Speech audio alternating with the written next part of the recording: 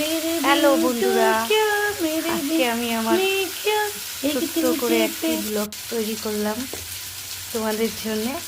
আমার সকালটা যেইভাবে আজকে শুরু করেছি ঠিক সেইভাবে একটি ছোট্ট ব্লগ তৈরি করে তোমাদের জন্য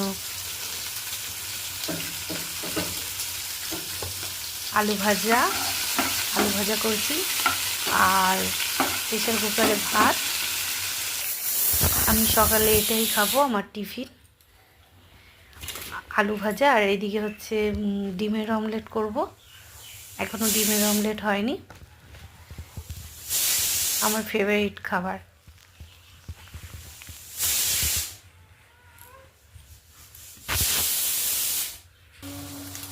ডিমের অমলেট বসিয়েছি।